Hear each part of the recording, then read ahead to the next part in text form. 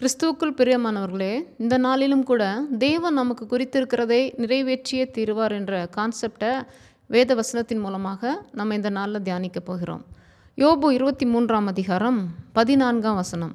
எனக்கு குறித்திருக்கிறதை அவர் நிறைவேற்றுவார். அதுக்கு முதல் வசனத்தை வாசித்து பார்த்தீங்கன்னா, அவரோவென்றால் ஒரே மனமாய் இருக்கிறார், அவரை திருப்பத்தக்கவன் யார், அவருடைய சித்தத்தின்படியெல்லாம் செய்வார் என்று எழுதப்பட்டிருக்கிறது. தேவன் நமக்கு குறித்திருக்கிற காரியத்தை எத்தனை தடைகள் வந்தாலும் அவர் செய்ய நினைத்தது ஒருபோதும் தடைப்படாது. அதே யோபு 42:2 வாசிக்கும்போது, தேவரீர் நீர் சகலத்தையும் செய்ய வல்லவர், நீர் செய்ய நினைத்தது ஒருபோதும் தடைப்படாது என்பதை நான் அறிந்திருக்கிறேன் என்று அவர் சொல்கிறார். புரியுதுங்களா?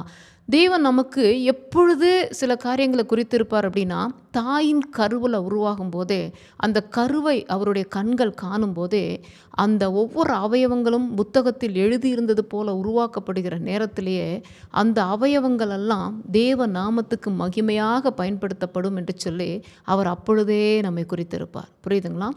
புறஜாதி மார்க்கத்தில் தான் நான்லாம் பிறந்தேன். பிறக்கும்போது எனக்கு இயேசுவை தெரியாது. ஒரு குறிப்பிட்ட காலம் வரைக்கும் இயேசு ஒரு கிறிஸ்தவர்களுடைய தெய்வம், அவ்வளோதான் எனக்கு தெரியும், வேறு எதுவுமே தெரியாது. ஆனால் காலங்கள் கடந்து வந்தது. அந்த நேரத்தில் தேவன் ஒரு குறிப்பிட்ட நாள் வந்தது, தாயின் கருவிலே என்ன அவருடைய ஊழியக்காரியாக முன்குறித்து வைத்ததை அவர் நிறைவேற்ற ஆரம்பித்தார். அவர் எனக்கு குறித்திருக்கிறதை நிறைவேற்றுவார். ஒரு குறிப்பிட்ட காலகட்டம் வந்தபோது ஆண்டவர் எனக்குள்ளார உள்ளே வந்தார். ஏற்ற வேலை வந்துச்சு. அவரோடு கூட இருந்து கொஞ்ச நாள் ஆன பிறகு ரட்சிப்புக்குள்ளார தேவன் வழி நடத்த ஆரம்பித்தார். புரியுதுங்களா? இந்த நாளில் ஒரு நல்ல ஒரு ஊழியக்காரியாக அவருடைய ஊழியத்தை செய்வதற்காக தேவனுடைய அழைப்பின்படி திட்டத்தின்படி தேவன் பயன்படுத்தி வருகிறார். இயேசுக்காக பிரகாசி ஊழியங்கள், அதாவது ஷைன் ஃபார் ஜீசஸ் மினிஸ்ட்ரிஸ் என்ற ஒரு ஊழியத்தை 2005ஆம் வருடத்தில் அதை ஸ்தாபிக்க வைத்து எங்களை ஆண்டவர் கணவன் மனைவியாக, பிள்ளைகளாக, குடும்பமாக பயன்படுத்தி வருகிறார். புரியுதுங்களா? தேவன் அப்படியாக முன்குறித்து வைத்திருக்கிறார். எங்கள் குடும்பத்தில் நான் மட்டும்தான் ஆண்டவரை ஏற்றுக்கொண்டேன். எல்லாருமே தீவிரமான புறஜாதி மார்க்கத்தில் அவங்க இருந்தாங்க. விக்கிரகத்தின் வழிபாடுகளில் தான் இருந்தாங்க. நானுமே அதில் தீவிரமாக தான் இருந்தேன். தேவன் தாயின் கருவிலேயே என்னை ஒரு ஊழியக்காரியாக முன்குறித்தது நிமித்தமாக ஏற்ற வேலையில் வேறு பிரித்தார். அருமையான தேவனுடைய ஜனமே, உங்களுடைய வாழ்க்கையில் கர்த்தர் உங்களுக்கு என்று சொல்லி என்னெல்லாம் அவர் முன்குறித்து வைத்திருக்கிறாரோ, எத்தனை தடைகள் கடந்து வந்தாலும் அவைகள் நிறைவேற ஆரம்பிக்கும். அதனால் நம்ம என்ன செய்யக்கூடாது? சோர்ந்து போகக்கூடாது. யோபு 33:14 நீங்கள் வாசித்து பார்த்தீங்கன்னா, தேவன் ஒரு விசை சொல்லியிருக்கிற காரியத்தை 2ஆம் விசை பார்த்து திருத்துகிறவர் அல்லவே என்று அந்த இடத்துல எழுதப்பட்டு இருக்கிறது.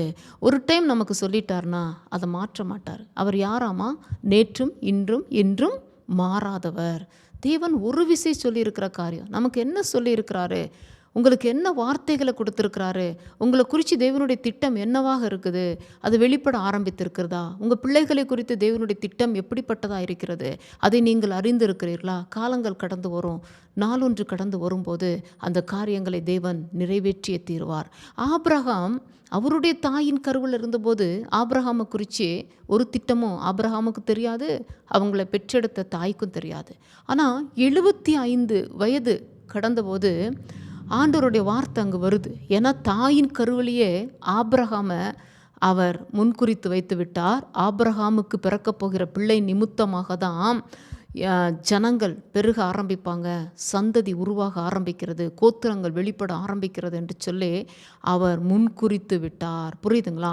அந்த நேரத்தில் 75 ஆண்டுகளுக்கு பிறகு அந்த காரியம் நிறைவேறுவதற்குரிய அடையாளம் வார்த்தையாக வெளிப்படுகிறது. 25 ஆண்டுகள் பிறகு கழித்து ஈசாக்கை ஆபிரகாமுக்கு ஆண்டவர் கொடுத்தார். நல்லா புரிஞ்சுக்கங்க, நமக்கு ஆண்டவர் ஒரு காரியத்தை முன்குறித்து வச்சிட்டார்னா எப்படிப்பட்ட சூழ்நிலைகளை நாம் கடந்து போக நேரிட்டாலுமே நாள் கடந்து வரும்போது அந்த காரியம் நிறைவேறுவதற்குரிய அடையாளங்கள் வெளிப்பட ஆரம்பிக்கும். அதனால் நம்ம சோர்ந்து போக வேண்டிய அவசியமே இல்லை. ஒரு நாள் வரும், ஆனால் நிச்சயமாக நம்பணும். அவர் எப்படி நம்புகிறார்? யோபு அவர் சொல்கிறார்ல, அவர் என்னை கொன்று போட்டாலும் அவர் மேல் நான் நம்பிக்கையாக இருப்பேன். புரியுதுங்களா? இதனுடைய ஆழமான அர்த்தம் என்ன? சரீரப்பிரகாரமாக நான் இல்லாமல் போனாலும் எனக்குள்ளார இருக்கிற ஆத்துமா நம்பிக்கை கொண்டிருக்கிறது கர்த்தர் மேலே. அவர் மேல் நான் நம்பிக்கையாக இருப்பேன். அவர் செய்ய நினைத்த காரியங்கள் ஒருபோதும் என்ன செய்யாது? தடைப்படாது. இன்றைக்கி உங்கள் பிள்ளைகளை குறித்து, உங்கள் குடும்பத்தை குறித்து, உங்களுடைய தொழிலை குறித்து, உங்களுடைய வேலைக்குரிய காரியத்தை குறித்து நீங்கள் கவலைப்பட்டுட்டு இருக்கிறீங்களா? அதிலெல்லாம் ஆண்டவர் உங்களுக்கு சில காரியங்களை முன்குறித்து வைத்திருப்பார். உங்களுடைய பிள்ளைகளை குறித்து ஒவ்வொரு காரியத்தையும் கருவிலியை முன்குறிச்சிட்டாரு. இப்போ நான் நிறைய முறை யோசித்து பார்ப்பேன். என்னுடைய ஒவ்வொரு அவயவங்களையும் அவர் கருவில் அவர் நாம மகிமைக்காக முன்குறித்ததுனால தான் இந்த நாளில் என்னுடைய கரங்கள் தேவனுடைய நாமத்துக்கு மகிமையாக பயன்படுது. என்னுடைய கண்கள், என்னுடைய செவிகள், என்னுடைய நாவு அநேகருடைய இருதயத்தினுடைய காரியங்களுக்கு ஆண்டவர் கர்த்தருடைய நாவாக பயன்படுத்தி வருகிறார். இப்படி தான் எனக்கு மாத்திரமல்ல, உங்கள் ஒவ்வொருவருக்கும் ஆண்டவர் என்ன குறித்திருக்கிறாரோ அதை அப்படியே நிறைவேற்றி முடிப்பார். புரியுதுங்களா? ஆண்டவர் ஒருத்தர் குறித்து ஒரு காரியத்தை செய்யணும்னு நிர்ணயித்துட்டா அதை யாராலும் என்ன செய்ய முடியாதுங்க, மாற்ற முடியாது. யோனாவை கொண்டு நினிவே மக்களுக்கு தீர்க்க தரிசனம் சொல்லும்படியாக தேவன் முன்குறிச்சிட்டார். ஆனால் யோனா அதை அப்படியே ஏற்றுக்கொள்ளாதபடிக்கு தர்சீஷுக்கு போகிற கப்பலில் ஏறின உடனே கர்த்தருடைய கண்ணு பார்த்தீங்கன்னா கப்பலில் ஏறும்போதே அந்த கண்ணு யோனா மேலே இருந்ததுனால அந்த கப்பல் சேதம் உண்டாக ஆரம்பிக்குது, புயல் காற்று வர ஆரம்பிக்குது. அந்த நேரத்தில் தான் கடைசியில் முடிவில் யோனா திசை மாறி போனதுனால, மைண்ட் டைவர்ட் ஆனதுனால யோனாவுக்கு ஒரு சிறிய சிக்ஷையை அனுமதித்து மீண்டுமாக அதே யோனாவை கொண்டு அந்த நினிவே ஜனங்களுக்கு குறிக்கப்பட்ட காரியத்தை தேவன் முடித்தார். உங்களை கொண்டு தேவன் என்ன செய்யணும் அப்படின்னு சொல்லி திட்டம் பண்ணி வச்சிருக்கிறாரோ அந்த காரியத்தை யாரும் மாற்ற முடியாது. இடையில எத்தனையோ சத்துருவினுடைய போராட்டங்கள் வரலாம், பொறாமைகள் வரலாம், எரிச்சல்கள் வரலாம், என்ன வேணாலும் நடக்கட்டும். ஆனால் கர்த்தர் செய்ய நினைத்த காரியங்கள், நமக்காக குறித்திருக்கிற காரியங்களை யாருமே என்ன செய்ய முடியாதுங்க, மாற்ற முடியாது. எஸ்தர் ராஜாத்தி சாதாரணமான ஒரு குடிசையில் இருந்தவ தான். ஆனால் அவள் ஆண்டவர் ஒரு பட்டத்து அரசியாக முன்குறித்து வச்சிட்டார். கருவிலேயே இந்த காலகட்டத்தில் அவள் பட்டத்து ராணியாக மாற வேண்டும் என்று சொல்லி, ஒரு வஸ்தியாக மாற வேண்டும் என்று சொல்லி தேவன் முன்குறித்து வச்சிட்டார் இல்லையா? அது எப்படிப்பட்ட சூழ்நிலை உருவாச்சு பாருங்க. திடீர்னு எதிர்பாராத நிலையில் ராஜா கட்டளை போடுகிறார். உலகத்தில் சௌந்தரியமுள்ள அந்த பிள்ளைகளெல்லாம் கொண்டு வர சொல்லி தேவன் சொல்லுகிறார். அதில் யாருக்குமே தயவு கிடைக்கல. ஆனால் எஸ்தருக்கோ கர்த்தருடைய கண்கள் போல ராஜாவின் கண்களில் தயவு கிடைத்தது. எஸ்தர் முடிவில் என்ன செய்தார்? அவள் பட்டத்து அரசியாக, பட்டத்து ராணியாக, மகாராணியாக அவளுக்கு முன்குறித்ததை அவர் அந்த தீர்மானத்தில் உறுதியாக இருந்ததுனால எப்படியாவது எனக்கு ராஜாவினிடத்தில் தயவு கிடைக்கணும்னு சொல்லி சில காரியங்களின் வழியாக அவள் கடந்து போனாள். அவளுடைய பேச்சு வார்த்தை எல்லாம் நீங்கள் வேதத்தில் வாசித்து பார்த்தீங்கன்னா தெரியும். அவள் தேவனுக்கு விருப்பம் இருப்பது எதுவோ அது எப்படி நம்ம நடப்போமோ அதே போல் அந்த ராஜாவுக்கு விருப்பம் இருக்கிற காரியங்களை தான் அவள் செய்ய ஆரம்பித்தா.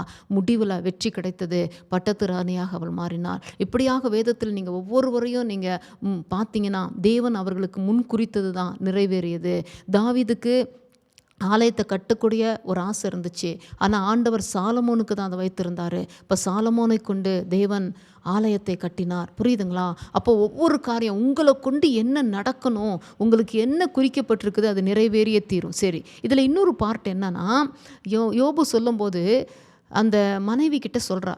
மனைவி என்ன சொல்கிறா? தேவனை தூஷித்து ஜீவனை விடும் என்று சொல்கிறா இல்லையா? அந்த நேரத்தில் யோபு சொல்கிறாரு, தேவனிடத்தில் நன்மையை பெற்றனா தீமையும் பெற வேண்டாமா? அப்போ நம்ம தேவனுடைய கரத்திலிருந்து சில காரியங்கள் நமக்கு வித்தியாசமாய் கடந்து வரும்போது அது ஒரு தீமையை போல தான் இருக்கும். நம்ம அந்த நேரத்தில் தடுமாறி போயிடுறோம். ஆனால் அதன் வழியாக தான் தேவன் நடத்துவார். அப்போ குறித்திருக்கிறதை நிறைவேற்றுவார் அப்படின்னு சொன்னால் என்ன நடக்கும்னா, சில நேரங்களில் சில சோதனையின் பாதையிலையும் நாம் கடக்க வேண்டி சூழ்நிலைகள் கடந்து வரும். அதனால தான் அவர் சொல்கிறாரு, தண்ணீரை கடக்கும்போது நான் உன்னோடு இருப்பேன், ஆறுகளை கடக்கும்போது அவைகள் உன்மேல் புரளுவதில்லை, அக்கினியில் நடக்கும்போது நீ வேகாதிருப்பாய், அக்கினி ஜுவாலை உன் பேரில் பற்றாது என்று வாக்கு கொடுக்குறாரு. சோதனை இல்லாமல், பிரச்சனைகளெல்லாம் இல்லாமல் நம்ம தேவன் நமக்கு குறிக்கப்பட்ட நன்மைகளை நம்ம எப்போவுமே பெற முடியாதுங்க. அந்த நன்மைகளை பெறக்கூடிய அதே சூழ்நிலைகள் மத்தியிலேயே சில சிக்ஷையின் பாதையிலையும் தேவன் நடத்துவார். சில விசுவாசத்துக்குரிய சில சோதனைகளை தேவன் கொண்டு வருவார். அந்த சோதனைகளின் பாதையில் கடக்கும்போது தான் முடிவில் நமக்கு ஆண்டவர் அந்த ஜெயத்தை கட்டளையிடுகிறார். நிச்சயமாகவே முடிவு உண்டு. ஒரு நம்பிக்கை வீண் போகாது. குதிரை யுத்த நாளுக்கு ஆயத்தமாக்கப்படும், ஜெயமோ கர்த்தரால் வரும். முடிவில் பாருங்க, தேவன் குறித்திருக்கிறதை அவர் நிறைவேற்றியே தீர்வார். உங்களுடைய வாழ்க்கையில் உங்களுக்கு ஆண்டவர் என்ன சொல்லி இருக்கிறாரு, உங்கள் பிள்ளைகளை குறித்த தரிசனம் என்ன, உங்களை குறித்த திட்டம் என்ன, அது எத்தனை தடைகள் வந்தாலும் ஆண்டவர் சில சூழ்நிலைகளின் பாதையில் உங்களை நடத்தி சென்றாலும் கூட முடிவில் அந்த திட்டத்துக்கு நேராக உங்களை நிறுத்தி விடுவார். இதுதான் தேவனுடைய தீர்மானம், இதுதான் தேவனுடைய திட்டம். உடனே நமக்கு நடக்கலையே என்று சொல்லி நம்ம சோர்ந்து போயிடுறோம். உடனே நடக்காது. ஆண்டவர் மகிமையான காரியங்களை சில நேரங்களில் தாமதமாகத்தான் செய்வார். ஏன்னா அந்த பாதையில் வைத்து தான் நம்மை உருவாக்குகிறார், அந்த பாதையில் வைத்து தான் நம்மை நடத்துகிறார், ஒரு ஷேப்பாக நம்மளை மாற்றுகிறார், உலகத்தினுடைய பிடியிலிருந்து நம்மளை வெளியே கொண்டு வருகிறார். ஆண்டவர் மாத்திரம் எனக்கு போதுன்ற அந்த ஸ்டேஜ் நமக்கு கடந்து வரும். என்னுடைய வாழ்க்கையிலெல்லாம் எத்தனையோ முறை நான் இந்த பாதையில் கடந்து வந்திருக்கிறேன். ஆண்டவரே நீங்கள் மாத்திரம்தான், உங்களுடைய அன்பு மாத்திரம்தான் பெரியது, உங்களுடைய ஆறுதல் மாத்திரம்தான்ப்பா பெரியது, உங்களுடைய அபிஷேகம் மாத்திரம்தான்ப்பா எனக்கு, எல்லாமே நீங்கள் தான் நீங்கள் தான் நீங்கள் தான் என்று சொல்லி ஆண்டவர் எனக்கு அந்த வார்த்தையை சொல்ல வச்சுட்டே இருப்பார், தனிமைப்படுத்துவார். எல்லாருமே என் குடும்பத்தில் இருப்பாங்க, எனக்கு எல்லாருமே நிறைய ஃப்ரெண்ட்ஸ் எல்லாம் இருப்பாங்க, எல்லாருமே இருக்கிறாங்க. ஆனால் என்னுடைய உள்ளம் எப்படின்னா தேவனோடு கூட தான் இணைந்து கொண்டிருக்கும். அவர் இந்த நேரத்தில் என்னை குறித்து என்ன நினைக்கிறார், அவருடைய பார்வை என் மேல் இருக்குதே, அவர் என்னை குறித்து என்ன எதிர்பார்க்கிறாரு, நான் அவருக்கு உண்மையாக இருப்பேனா, அவர் நினைக்கிறத நான் செய்து முடிப்பேனா, அப்படியாக நான் சிந்தித்து கொண்டே அவருடைய கூட என்னுடைய உள்ளம் ஏனோக்கு போல சஞ்சரித்து கொண்டே இருக்கும். நான் வேலை செய்து கொண்டிருந்தா கூட, வீட்டில் சமையல் செய்து கொண்டிருந்தா கூட, என்னுடைய உள்ளம் மாத்திரம், என்னுடைய கவனம் சமையலில் போனாலும் என்னுடைய இருதயம் தேவனோடு கூட தான் சஞ்சரித்து கொண்டிருக்கும். அந்நிய பாஷையை பேசிட்டு அவரை துதித்து கொண்டே, அவர் நாமத்தை மகிமைப்படுத்தி கொண்டே, அவரோடு பேசிக்கொண்டே தான் நான் காரியத்தை செய்வேன். காரணம் என்னன்னா, நம்மளுடைய உள்ளம் அவருக்காக முன்குறிக்கப்பட்டு விட்டாயிற்று. புரியுதுங்களா? அப்போ அந்த இருதயம் அவரையே நம்பி இருக்குது, அந்த இருதயம் அவரையே வாஞ்சிக்குது. மானானது நீரோடைய வாஞ்சித்து கதறுவது போல நம்மளுடைய இருதயம் அவரையே வாஞ்சிக்க ஆரம்பிப்பதற்காக, தேவன் அவருக்கு மாத்திரமே நம்மை சொந்தமாக வைப்பதற்காக ஆண்டவர் சில சூழ்நிலைகளை நம்மளுடைய வாழ்க்கையில் சில வனாந்தரங்களை அனுமதிப்பார். அந்த வனாந்தரத்தில் போகும்போது தான் தெரியும், ஆள் அரவம் இல்லாத அந்த வனாந்தரத்தில், எந்த உதவியுமே இல்லாத அந்த வனாந்தரத்தில், எந்த சூழ்நிலைகளுமே நமக்கு சாதகமாக இல்லாத அந்த வனாந்தரத்தில் கர்த்தருடைய சத்தம் கேட்க ஆரம்பிக்கும். புரியுதுங்களா? மோசேக்கு வனாந்தரத்தில் கர்த்தருடைய சத்தம் கேட்டது, ஆகாருக்கு வனாந்தரத்தில் கர்த்தருடைய சத்தம் கேட்டது. அப்படியாக வனாந்தர பாதையில் தேவன் நம்மோடு கூட அவர் தெளிவாக பேச ஆரம்பிப்பார். அவர் பேசுவது நமக்கு தெளிவாக புரிய ஆரம்பிக்கும். நம்மை அதிசயமான பாதையில் நடத்துவார். அடுத்த ஸ்டெப்பு நம்ம என்ன செய்யணும் நமக்கு சொல்லிக் கொடுப்பாரு. நம்ம மற்ற எல்லா காரியங்களிலும் கவனம் செலுத்தி கொண்டே இருந்தோன்னா, உலகத்தினுடைய பாதையில் நம்ம அதிகமாக இருந்தோன்னா, உலக சிநேகிதத்தில் அதிகமாக இருந்தோன்னா, தேவன் நம்மோடு கூட பேச முடியாதுங்க. அதனால தான் தேவன் நமக்கு குறித்திருக்கிறதை நிறைவேற்றி முடிப்பதற்கு முன்பதாக சில வனாந்தரங்களை நம்மளுடைய வாழ்க்கையில் அனுமதிப்பார். இன்னைக்கு உங்களுடைய வாழ்க்கையிலையும் கூட பல பாடுகள், மேடு பள்ளங்களை கடந்து வரீங்களா? ஆண்டவர் உங்களுக்கு குறித்திருக்கிற ராஜரீக திட்டத்தை அவர் நிறைவேற்றி முடிப்பார். உங்கள் பிள்ளைகள் இன்னைக்கு வித்தியாசமான பாதையில் போய் கொண்டிருக்கிறாங்களா? ஆனால் கர்த்தர் தாயின் கருவில் இருக்கும்போதே அந்த பிள்ளைகளை அபிஷேகம் பண்ணியிருப்பார். அந்த பிள்ளைகளை கொண்டு தேவன் பெரிய காரியங்களை செய்வார். சில பிள்ளைகள் தீமையான பாதையில் போகிறாங்க, ஆனால் நம்ம ஜெபிக்கிறோம், என்ன செய்வது, வேற வழி இல்லை. அப்போது சில நேரங்கள் எப்படி இருக்கும் தெரியுங்களா? அந்த பாதையில் போய் அந்த பாதையில் இருக்கிற பிரச்சனைகள் என்னன்னு அந்த பிள்ளைகளுக்கு தேவன் சொல்லிக் கொடுப்பாருங்க. சொல்லிக் கொடுத்து, இப்படிப்பட்ட பாதையில் ஆண்டவரே நான் கடந்து போன போது எனக்கு இது தெரிஞ்சதே, இப்படிப்பட்ட பாதையில் அநேக ஜனங்கள் கடந்து போகக்கூடாது, அநேக வாலிப பிள்ளைகள் அந்த பாதைக்குள்ளார கடக்கக்கூடாது என்று சொல்லி அந்த பிள்ளைகளுக்கு எந்த பிள்ளை கடந்து போச்சோ அந்த பிள்ளைக்கு ஒரு அபிஷேகத்தை ஆண்டவர் ஊற்றுவார் பாருங்க. அந்த அபிஷேகம் யாருக்காவது சிலருக்கு இது நடக்கும். அந்த அபிஷேகம் அந்த பிள்ளையை சரியான பாதையில் முதலாவது வழி நடத்தும். அடுத்து அந்த பிள்ளைக்கு ஒரு வைராக்கியம் கடந்து வரும். ஐயோ, இது எப்படிப்பட்ட தீமையான பாதை, சத்துரு எப்படியெல்லாம் என்னை கன்னிங்கா அவன் கொண்டு போனான், ஆனால் இப்படிப்பட்ட பாதையில் இதோ என் ஃப்ரெண்ட்ஸ் போகக்கூடாது, என்னுடைய சொந்த ஜனங்கள் போகக்கூடாது, தேவனுடைய பிள்ளைகள் போகக்கூடாது, அவர்களுக்காக நான் ஜெபிப்பேன், அவர்களுக்காக நான் போராடுவேன், அவர்களுக்காக என் தேவனுடைய வார்த்தையை நான் கொடுப்பேன் என்று சொல்லி ஊழியத்தின் பாதைகளை அந்த பிள்ளைகள் என்ன செய்வாங்கன்னா பற்றி பிடிக்க ஆரம்பிப்பாங்க. சில நேரங்கள் அதனால தான் எந்த சூழ்நிலைகளில் கடந்து வந்தாலும் நீங்கள் உண்மையாக கர்த்தரிடத்தில் அன்பாக இருந்தால் எல்லாவற்றையும் முடிவில் அவர் நன்மைக்காக செய்து முடிப்பாருங்க. அதனால இன்னைக்கு உங்களுடைய வாழ்க்கையில் உங்களுக்கு என்ன குறித்திருக்கிறாரோ தேவன் அதை நிறைவேற்றிய முடிப்பார். என்ன குறித்திருந்தாலும் பரவாயில்ல. மோசேக்கு அவ்வளோ பெரிய தரிசனத்தை வைத்து மோசையை முன்குறித்து வைத்திருந்தார். பிள்ளைகளெல்லாம் கொல்லப்படணும்னு சொல்லி அந்த நாட்களில், மோசே பிறந்த நாட்களில் 3 மாதங்கள் அவளுடைய தாய் ஒளித்து வைத்து, அதற்கு பிறகு ஒளித்து வைக்க முடியாதபடிக்கு ஒரு நாணல் பெட்டியை செய்து அந்த நதியில் அனுப்பிச்சி விடுறாங்க. அனுப்பிச்சி விட்டோன்னே கரெக்டாக அது பார்வோனுடைய குமாரத்தினுடைய கைக்கு அந்த குழந்தை கிடைக்குது. 40 வருஷம் அந்த அரண்மனை பாதையில் கர்த்தர் நடத்தினாரு. அதற்கு பிறகு தேவனுடைய திட்டத்தை நிறைவேற்றி முடிக்க வனாந்தரம் தேவைப்பட்டது. தேவன் மோசேக்கு குறித்த காரியங்களை நிறைவேற்றி முடிக்க ஒரு வனாந்தர பாதை தேவைப்பட்டது. எல்லாம் என்னால் முடிந்தது என்று சொல்லாத நிலையில் ஆண்டவரால் தான் முடியும் என்ற நிலையை உருவாக்குவதற்காக அந்த ஒரு வனாந்தர பாதை, தேவனுடைய அன்பை பெற்றுக்கொள்ள ஒரு வனாந்தர பாதை, தேவனுடைய சத்தத்தை கேட்க ஒரு வனாந்தர பாதை மோசேக்கு உருவாக்கப்பட்டதுங்க. அந்த 40 ஆண்டுகள் முடிந்து மோசேக்கு குறித்த காரியத்தை தேவன் நிறைவேற்ற ஆரம்பித்தார். அந்த சத்தத்தின் மூலமாக பேசினார். இன்னைக்கு உங்களுடைய வாழ்க்கையில் என்ன காரியங்களை தேவன் குறித்து வைத்திருக்கிறாரோ, நாம் வாக்குத்தத்தங்களை மாத்திரம்தான் நினைப்போம் இல்லையா? இந்த வாக்குத்தத்தம், இந்த ஆண்டு எனக்கு கொடுக்கப்பட்ட வாக்குத்தத்தம் எனக்கு நிறைவேறணும், கண்டிப்பாக நிறைவேறும். ஆனால் இந்த ஒரு ஆண்டுக்குரிய காரியம் மாத்திரமல்ல, உங்கள் ஜீவனுள்ள காலம் வரைக்கும் ஆண்டவர் என்ன காரியங்களை குறித்திருக்கிறாரோ அந்த காரியங்களை தேவன் நிறைவேற்றிய முடிப்பாருங்க. வேத வசனம் சொல்லுது, நான் திட்டம் பண்ணினேன், அதை செய்து முடிப்பேன். ஆண்டவர் செய்து முடிப்பார். அவர் நமக்கு குறித்திருக்கிறதை நிறைவேற்றுவார். அந்த குறித்த காரியங்கள் நிறைவேறும் வரைக்கும் நாம் காத்திருக்க வேண்டும். தேவனுடைய சமூகத்தில் காத்திருக்க வேண்டும். ஆண்டவரை என்னை குறித்து என்ன திட்டங்களை வைத்திருக்கிறேன், என்னை குறித்து என்ன தீர்மானங்களை வைத்திருக்கிறேன், இன்னைக்கு நான் இந்த நிலையில் இருக்கிறேனே, ஆனால் என்னை குறித்து ஏதோ ஒரு மகிமையான காரியத்தை வச்சிருக்கிறீங்களேப்பா, அந்த நாள் கடந்து வரும் என்று சொல்லி நீங்கள் விசுவாசத்தோடு காத்திருக்கும் போது ஆண்டவர் உங்களுக்கு குறித்த நன்மையான காரியங்களை நிறைவேற்றி முடிப்பார். அந்த காரியங்கள் நிறைவேற்றுகிற வரையில் சில நேரங்களில் சில சோதனையின் பாதையில் கடந்து போக நேர்ந்தாலும் நீங்கள் சோர்ந்து போக ஆண்டவர் உங்களோடு கூட தான் இருப்பாரு. அவர் அந்த நேரத்தில் உங்களை விட்டு விலக மாட்டாரு. அநேக காரியங்களை உங்களோடு பேசுவாரு. உபத்திரவ குகையில் நான் உன்னை தெரிந்து கொண்டேன் என்று சொல்லி அந்த உபத்திரவ குகையில் நீங்கள் கடந்து போகிற வேலையில தான் ஆண்டவர் பேசுவாரு. அநேக வருடங்களுக்கு முன்பதாக உபத்திரவ குகையின் மகிமை என்று சொல்லி ஒரு புத்தகத்தை எழுதினேன். அந்த புத்தகம் அநேக ஜனங்களுக்கு அது ரொம்ப யூஸ்ஃபுல்லாக இருந்துச்சு. உபத்திரவம் ரொம்ப அதிகமாக தேவைப்பட்டது என்று சொல்ல ஆரம்பிச்சிட்டாங்க. ஏன்னா அந்த உபத்திரவ குகையினுடைய மகிமையை பார்த்தாங்க. ஏன் ஆண்டவர் உபத்திரவத்தை அனுமதிக்கிறார், ஏன் அந்த காரியங்கள் நம்மளுடைய வாழ்க்கையில் கடந்து வருகிறது, அப்போ எவ்வளோ பெரிய திட்டங்களுக்கு முன்பதாக இந்த சூழ்நிலைகளை நம்ம கடந்து போகிறோம் என்று சொல்லி ஒரு 10 டாப்பிக்கில் அந்த புத்தகத்தை எழுத ஆரம்பித்து அநேகர் அதன் மூலமாக பயன்பெற்றாங்க. நிறையா பேர் என்கிட்ட கேட்க ஆரம்பித்தாங்க, சிஸ்டர் இந்த புத்தகத்தை யூடியூப்பில் எப்படியாவது போட முடியுமா? அதுக்கு பிறகு நான் அந்த புத்தகத்தை அப்படியே வாசித்து யூடியூப்பில் நான் போட்டிருக்கிறேங்க. உபத்திரவ குகையின் மகிமை என்று சொல்லி நீங்கள் யூடியூப்பில் போய் எஸ்தர் மாலதி குன்னூர்னு சொல்லி பார்த்தீங்கன்னா அநேக காரியங்கள் உள்ளே கடந்து வரும். ஏன்னா அந்த புத்தகம் 2005ஆம் ஆண்டோ 7ஆம் ஆண்டோ எழுதப்பட்ட புத்தகம் நான் நினைக்கிறேன். அதற்கு பிறகு அதனுடைய அத்தனை காரியங்களையும் அப்படியே யூடியூப் நான் வாசித்து, அதாவது அந்த நேரத்தில் பேசுவதை போல தேவன் எனக்கு உதவி செய்தார். அப்படியாக நான் உள்ள அந்த யூடியூப்பில் போட்டிருக்கிறேன். நீங்கள் ஷைன் ஃபார் ஜீசஸ் மினிஸ்ட்ரிஸ்ன்னு போட்டிங்கன்னா வந்துடும். அந்த இடத்துக்குள்ளார நீங்கள் உள்ளே போய் கடந்து பாருங்கள். அதனுடைய மகிமை பெரிதாக இருக்கும். ஏன்னா ஆண்டவர் முன்குறித்திருக்கிறத அவர் நிறைவேற்றுவார். அப்போ சாதாரணமாக நானும் ஒரு புறஜாதி மார்க்கத்தில் பிறந்திருந்த பிள்ளையாக இருந்திருந்தா, ஆண்டவர் எனக்கு இந்த காரியத்தை குறித்திருக்காமல் இருந்திருந்தா இன்றைக்கு ஒரு ஊழியக்காரியாக நின்று இருக்க முடியாதுங்க. ஆண்டவர் குறித்ததை ஏற்ற வேலை வந்துச்சு. அநேக ஆண்டுகள் கடந்து போனது. காலேஜ் படிப்பும் நான் முடிக்க ஆரம்பித்தேன். அதுக்கு பிறகு ஒரு நாள் கடந்து வந்துச்சு. அந்த ஒரு நாளில் தேவன் என்னை தொட்டார். அவர் எனக்குள்ளார கடந்து வந்தார். அவர் கடந்து வந்த பிறகுதான் ஆண்டவர் எனக்கு குறித்திருக்கிற காரியங்கள் ஒவ்வொன்றாக எனக்கு வெளிப்பட ஆரம்பித்தது. தேவனுடைய திட்டம் நிறைவேற ஆரம்பித்தது. அதற்குரிய வழிகள், கதவுகள் திறக்க ஆரம்பித்தது.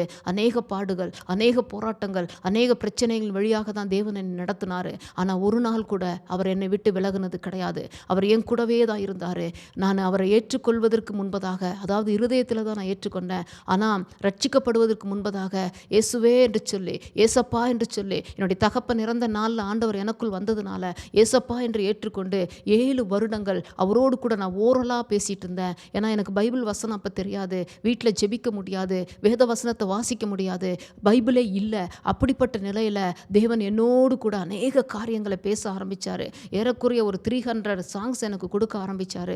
அப்போது அதுதான் எனக்கு தெரியும். அவர் பேசுவார், நான் பேசுவேன், இதுதான் எனக்கு தெரியும். அப்படிப்பட்ட ஒரு ஐக்கியத்தில் தேவன் என்னை வைத்திருந்தார். அப்போ தான் எனக்கு புரிஞ்சிருச்சு, என்னை குறித்து ஏதோ ஒரு திட்டம் இருக்குது, ஏதோ ஒரு காரியம் இருக்குது. இந்த புறஜாதி மார்க்கத்திலேருந்து வெளியே கொண்டு வந்து ஆண்டவர் என்னோடு இப்படி பேசுகிறாரே, எனக்கு வேத வசனம் கூட தெரியாது, இந்த நிலையில் எப்படி என்னோடு இப்படி பேசுகிறார், நான் பேசுகிறதுக்கெல்லாம் எப்படி எனக்கு பதில் வருது, இதெல்லாம் நான் ரொம்ப யோசிக்க ஆரம்பிக்கும் போது தான் நான் நினச்சேன், என்னை குறித்து ஏதோ ஒரு திட்டம் உண்டு, என்னை குறித்து ஏதோ ஒரு மகிமையான காரியம் உண்டு. அதே போல் ஆண்டவர் இந்த நாட்களில் இந்த ஊழியத்தின் மூலமாக ஆண்டவர் செய்து வருகிறாருங்க.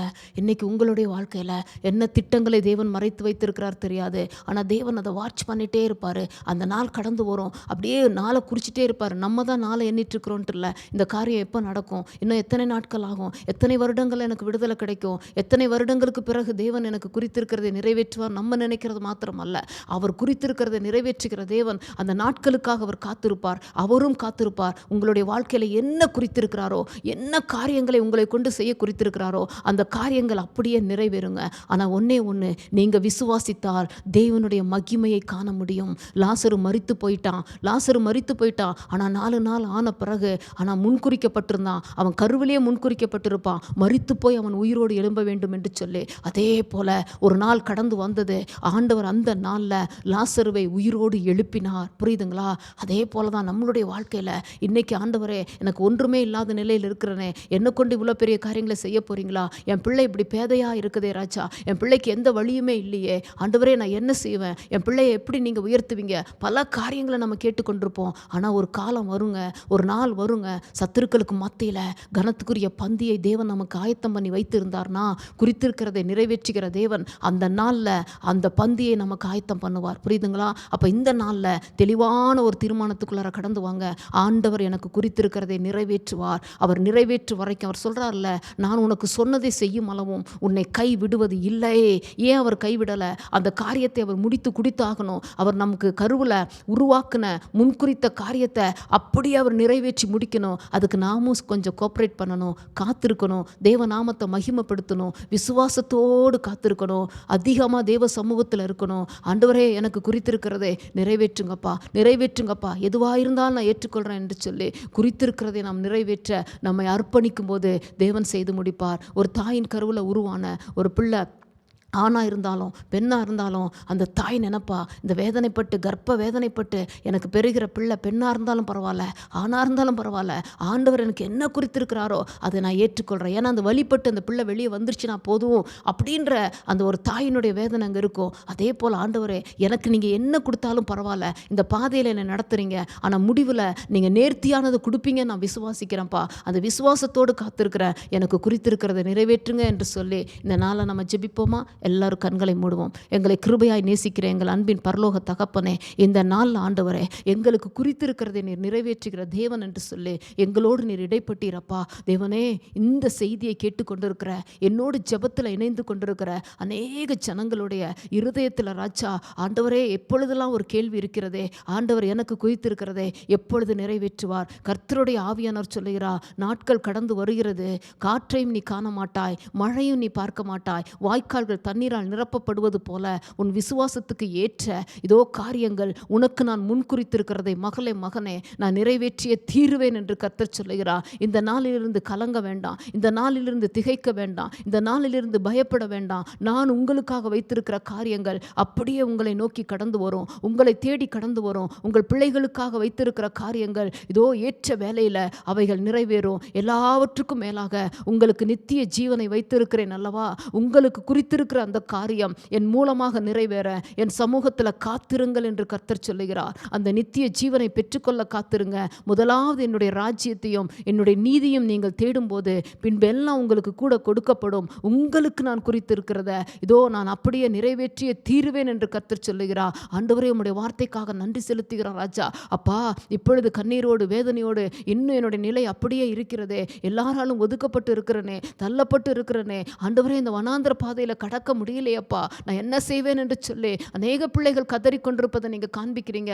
கர்த்தருடைய ஆவியானவர் சொல்லுகிறார், மகனே நீ கண்ணீர் விட வேண்டாம், கதற வேண்டாம், உன்னுடைய கண்ணீர் என்னுடைய துருத்தியில் நிரம்பிக் கொண்டிருக்கிறது. இதோ என்னுடைய வேலை கடந்து வருகிறது. இந்த வேலை கடந்து வரும்போது உனக்காக குறிக்கப்பட்ட காரியம் உனக்கு முன்பதாக கடந்து வந்து சேரும். அநேகருக்கு மத்தியில் நீ உயர்த்தப்படுவாய், நான் உன்னை மேன்மைப்படுத்துவேன் என்று கர்த்தர் சொல்லுகிறீரப்பா. உம்முடைய வார்த்தைக்காக நன்றி ஆண்டவரே. எங்களுக்கு குறித்த காரியங்களை நீ நிறைவேற்றுகிற தேவன் அப்பா. ஒரு விசை சொன்ன காரியத்தை இரண்டாம் விசை பார்த்து மாற்றுகிற தேவன் அல்ல ராஜா, திருத்துகிற தேவன் அல்ல அப்பா. எங்களுக்கு அப்படியே நிறைவேற்ற போகிறீரையா தேவனே. நீர் அப்படி செய்வதற்காக நன்றி செலுத்துகிறோம். பெரிய காரியங்களை செய்யுங்க. எல்லா துதி கனம் மகிமையும் உமக்கே நாங்கள் ஏறெடுக்கிறோம். இயேசு கிறிஸ்துவின் நாமத்தில் ஜெபிக்கிறோம் நல்ல பிதாவே. ஆமேன், ஆமேன், ஆமேன். கர்த்தர் உங்களுக்கு குறித்திருக்கிறதை நிறைவேற்றுவார். ஆமேன்.